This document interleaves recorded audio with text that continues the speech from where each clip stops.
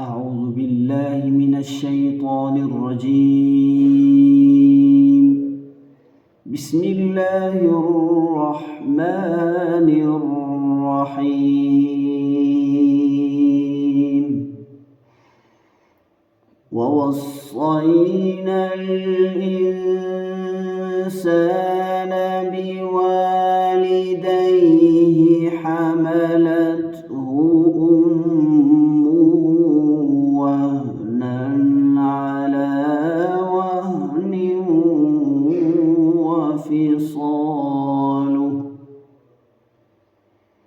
وهنا على وهن وفصاله في عامين أن اشكر لي ولوالديك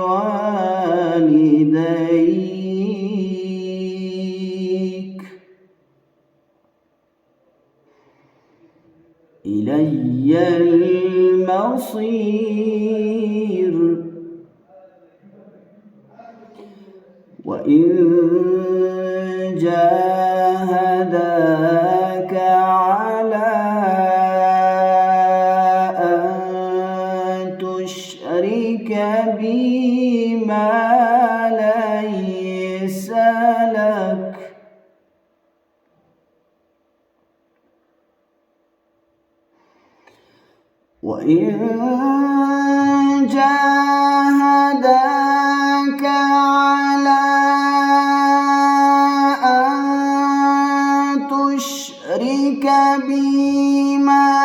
ليس لك به علم فلا تطعهما وصاحبهما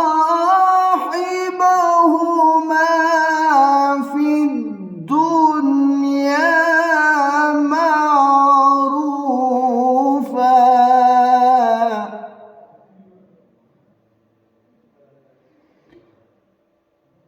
واتبع سبيل من أناب إلي ثم إلي مرجعكم فأنبئكم بما كنتم تعملون.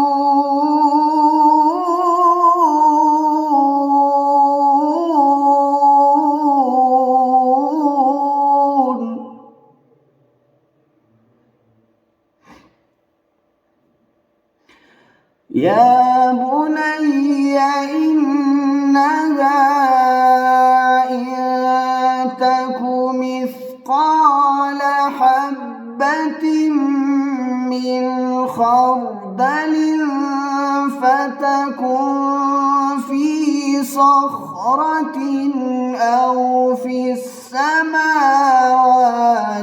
أو في الأرض يأت بها الله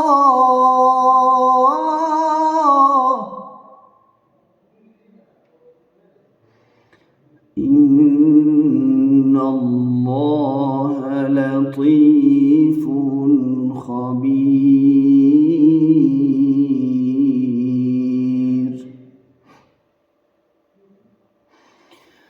يا بني أقم الصلاة وأمر بالمعروف وانه عن المنكر واصبر على ما أصابك إن ذلك من عزم الأمور.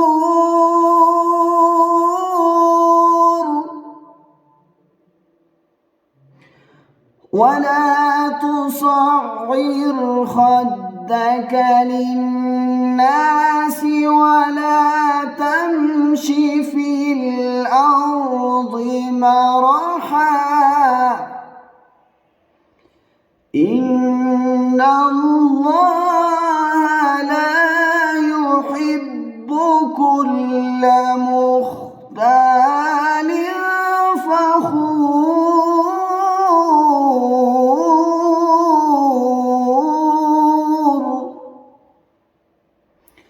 واقصد في مشيك واغضض من صوتك إن أنكر الأصوات لصوت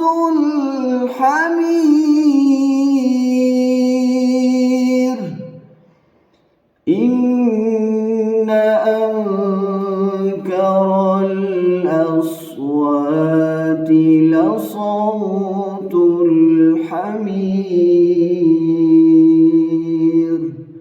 صدق الله العظيم.